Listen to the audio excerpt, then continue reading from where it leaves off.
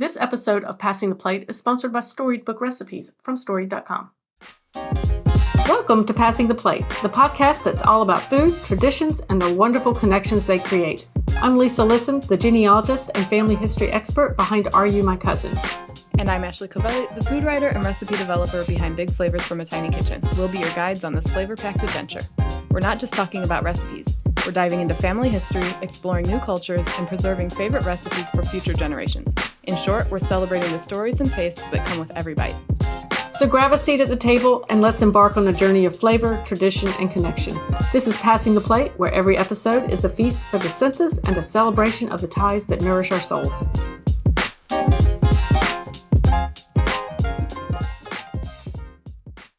Ever wonder what the difference is between whiskey, bourbon, and moonshine? Curious to know how the Kentucky Derby's beloved mint julep came to be? Well, we'll cover all of that and more in today's episode. The Kentucky Derby's coming up this weekend, and since I'm not much of a sports person, I immediately started thinking about what I know most from that event, and that's the mint julep. They're made of bourbon and sugar, water, crushed or shaved ice, and fresh mint. I'm not particularly a fan of a mint julep, but I do appreciate the presentation and that silver cup with a big bouquet of mint as a garnish. Lisa, have you ever had a mint julep, and do you know how it became the beverage of the Kentucky Derby? So I haven't ever actually had a mint julep, but I definitely want to try one after preparing for this episode and learning a little bit more about the history of that mint julep. They're very strong, so watch out. Okay, I'll be careful, definitely. So I did look up about the history and how a mint julep even came to be. And so the article that I'm referencing is the April 20th, 2022 edition of Food and Wine, and it's an article by Brian Friedman. And there's also an article we looked at from the Eight Oaks Distillery as well. So we'll have links for those down in the description if you'd like to look and learn a little bit more about the mint julep. But the interesting thing I thought about the mint julep is that its origins are not in Kentucky at all, actually. Yes, I was very surprised. It's actually the origin and the first mentions of the mint julep, not necessarily by that name, but the drink itself was actually from European medicine, early European medicine, which really mixed sugar with herbs and spices and a spirit. Mm. And actually the linguistic origins actually go all the way to the Middle East. And their version of what eventually became a mint julep was really rose petals and water. Ooh. And the word julep is actually based on an Arabic word meaning rose water. And that sort of connects those European medicine back, and it connects it kind of back to the European medicinal roots. Wow. So I thought that was kind of an interesting thing that there's actually, for this type of drink, not necessarily known as a mint julep, that the origins of it are quite deep in history. Mm-hmm. So I thought it was kind of an interesting thing. By the 1800s, though, bourbon actually became more the primary spirit for the mint julep. And what we would consider that modern cocktail, that modern mint julep, came to be, basically. And so did you know this, that it is the first popular cocktail here in the US that was served with ice? Oh, interesting. Yes, that kind of coincided with the time, I guess, as the mint julep as we know it today in the US was becoming popular. It was also kind of the rise of the ice houses and the ability to actually use ice to garnish a drink. And so I thought that was really kind of an interesting thing. And I mean, being from the South, ice is really important in your drinks. Yeah. Well, and from what I know, I have not traveled abroad much, but from what I've heard, Americans are very much into ice in their beverages, but not so in other parts of the world. Is that right? Like, if you want a glass of ice water, you're going to get a glass of water, like with no. Yes, that's my understanding as well, and that's been my experience when I've traveled outside of the U.S. is that you're really not going to find ice in your drinks unless you specifically ask for it. Interestingly, I actually prefer my drinks without ice. I've realized I grew up and always had ice water, and many people, of course, here in the South drink iced tea. That's a very popular drink. But I actually, when I traveled and started having drinks served to me without ice, discovered I actually liked it better. So I was surprised by that. Maybe I'll Yeah, have to it's kind dabble. of personal. I guess it kind of depends on the drink and the day for me, but interesting. So I thought that was, yeah, it's kind of a different take on ice, and Mm-hmm. I actually really enjoyed it that way. So yeah. But did you know another really interesting fact about the mint julep is that it was actually in the 1800s considered a morning drink. Oh, Now well let's think then. about that. Right. And that, and again, this is from my, we'll qualify this as internet research that I found in the article, that people working on horse farms or in the horse racing industry during the time period the mint julep was becoming, it became more popular, they would wake up with lots of aches and pains, and they would have a mint julep to kind of help take away that. So I guess Wow. medicinal use of it. We are Okay. not promoting any of that, guys, just No, so no, you no. know. But I thought that was a really interesting thing. And I do kind of wonder how much of that is true, how much of that is kind of Right. folklore, but it's a really fun kind of piece to think about. I actually had in my research for my into my family history discovered actually a racehorse. What would you call him? I guess Jockey? not trainer, but owner, basically, Oh, and out of Virginia. And then this would have been back in the 1840s, 1830s, and 1840s. But yeah, and he was into horse racing, and he had race horses. So it makes me wonder. hmm. Interesting. Wonder if there was a mint julep history in the family. So really, a lot of what I was seeing when I was trying to find a little bit more about that history of that mint julep and being so popular with the Kentucky Derby is that it really does seem to have become that cocktail of choice, really more by coincidence than anything. And I was surprised to find out that there are a number of variations on the mint julep, but that mint julep really, as we know it, became the official cocktail of the Kentucky Derby by 1938.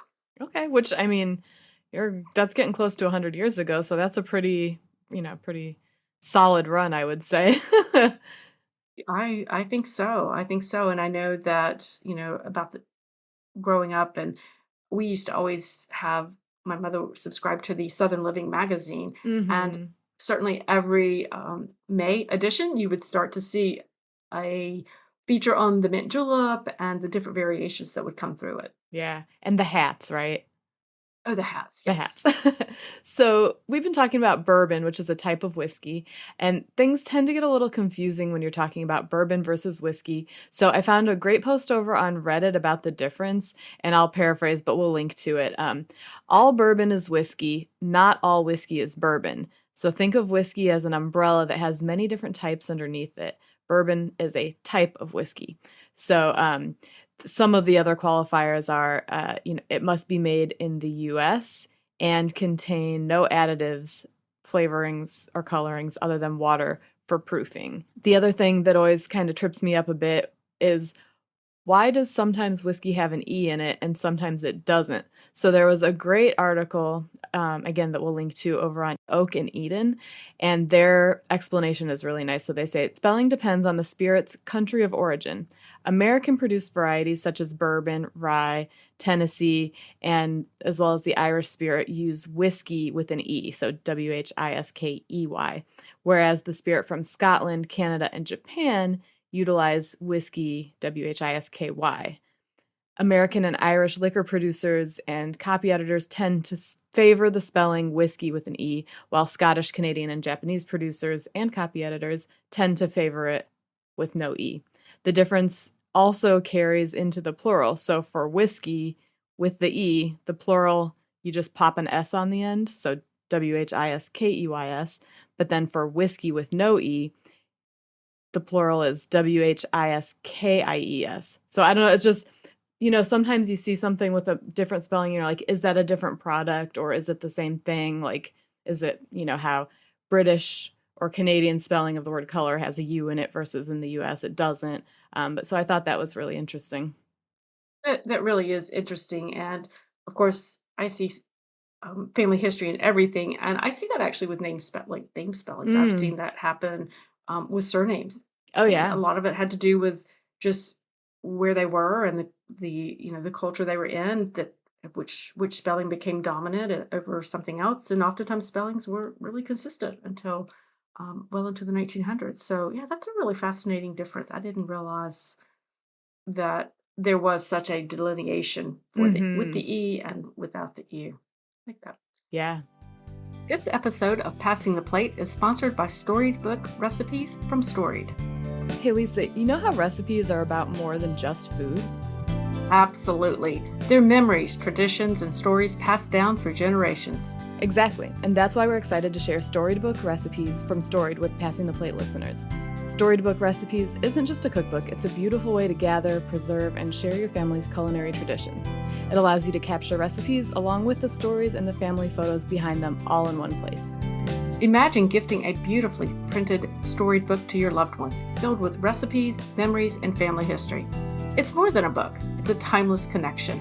Storied.com allows you to build your family tree, discover historical records, and share your family's story with future generations.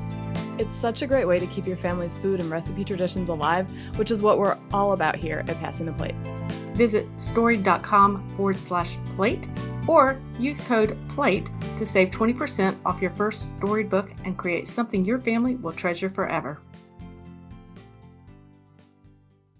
Well, now, Ashley, when we were planning this episode, your husband was really helping us out. Yes, thank you, Dino. And thank you, Dina. He mentioned a devastating crop damage that actually impacted the livelihoods of many whiskey producers at one time. I really can't remember as much about it. Can you share a little bit more about that with us? Yeah, it's funny. I hadn't heard of it, so I did some digging because sometimes, you know how I'm generalizing here, but you know how sometimes maybe husbands tell a thing that sounds like a fact, but you're like, but is that really? And then like some people, like myself and my husband, we really like to be right. So like if you can disprove it, it's kind of fun. So I'm like, I'm gonna fact check this before we go ahead and state it as fact. But he was right. So many classic cocktails, as we know them now, that feature whiskey originally actually used cognac as the base spirit. So back in the late 19th century, there was a grape pest called phylloxera that caused a shortage of grapes. That created the transition to many of the whiskey cocktails we know today, like the Sazerac and the mint julep. So because of this pest that wiped out a lot of the grapes, they had to pivot. And the thing that I like about that is on this podcast, we talk a lot about substituting with what you have on hand, changing it, making it work for your family. Like if there was a recipe that took a really long time that your grandma used to make, maybe you could figure out how to do it in an Instant Pot or a slow cooker, or just keeping the spirit, no pun intended, spirits of the recipe alive, but in a different way. Well, Ashley, besides cocktails, which we know, whiskey would have been played a major role in, how do you use whiskey in, say, recipes? I know you have shared with me over the years we've known each other some really fun recipes that had whiskey in it.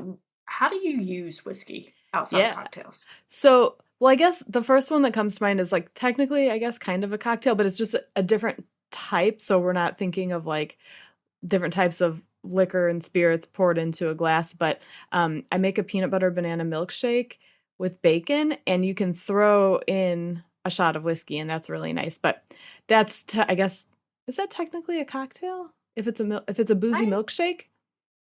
No, gosh, I don't know. I don't think of it as a Right? cocktail It's like per a boozy se, milkshake, but it's but I also want to try it delicious. It's regardless. also delicious without whiskey, and it doesn't use ice cream. It uses frozen bananas for the texture. So I'm not going to call it healthy, but there's no ice cream. So anyway, one of my favorite, most commonly prepared whiskey food items is a spiced cranberry sauce with bourbon.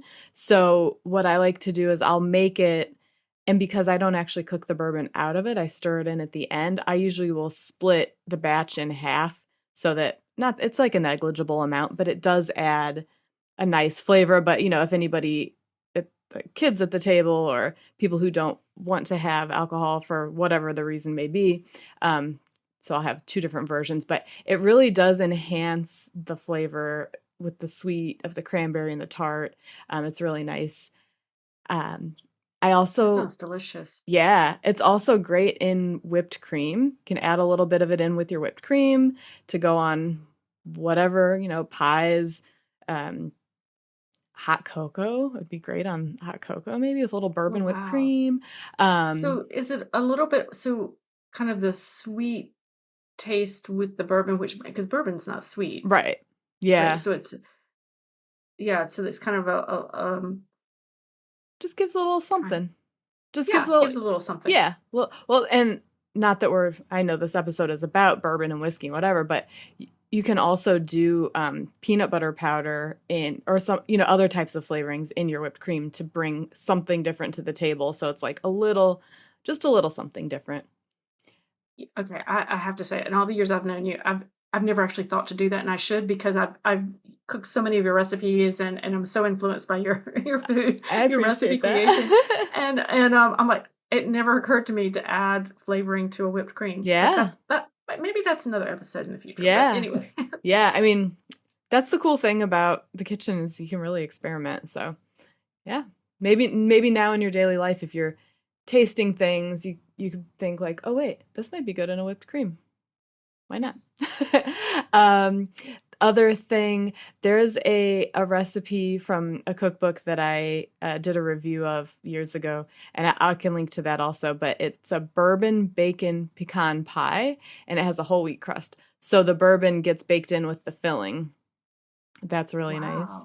Wow. Um, there's a Pioneer Woman recipe for whiskey glazed carrots that's really nice. It just, you have that again. I think a lot of times it does get paired with sweet.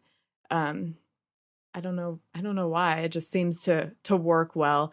And then, it can be a great addition just to add it in with like a barbecue sauce or, chicken wings, pulled pork, pulled chicken, jackfruit if you're looking for plant-based alternatives, or just, add it into with something for dipping. Yeah, okay, I will have to say, I did have bourbon. It was kind of my first intro to tasting bourbon or whiskey, and it was in fudge.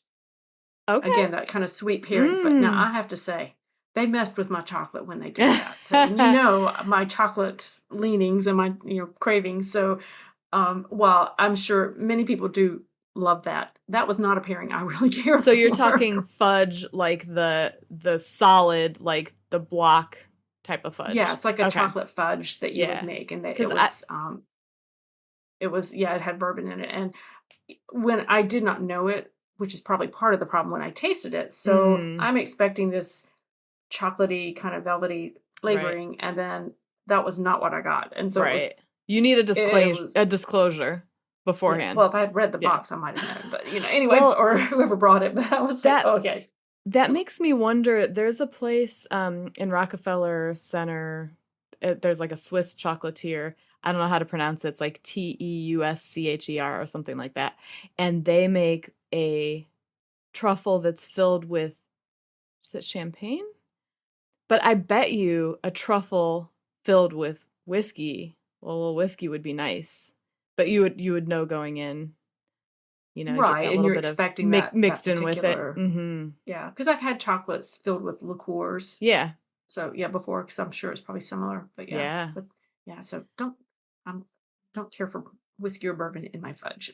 Got it. I don't care for fudge. I like hot fudge, but I Well, I just don't love fudge. Now maybe in a brownie, maybe that could add a little something maybe interesting. I don't know. I it do could like a add something standard. interesting, but it messes with my chocolate experience, and that's really what this is all about. Got it. Got it. But yeah, I mean, I think it's really whiskey, bourbon, rye, whatever different types of spirits can be an interesting thing to try to include into your cooking. Just, give it a try. If Oh, providing absolutely. you're of legal drinking age, blah blah blah, all that stuff. But yes, it can't. And when you're cooking with it, if you're actually cooking the ingredient, the alcohol cooks out, so it's not like gonna. Wait, doesn't now I'm having a flashback to I used to work at TGI Fridays in college. They have a whole like Jack Daniels menu of items. So they have like a Jack Daniels glaze for like chicken, or there's like a whole section of the menu with Jack Daniels in Oh, it. yeah, I wasn't familiar with that.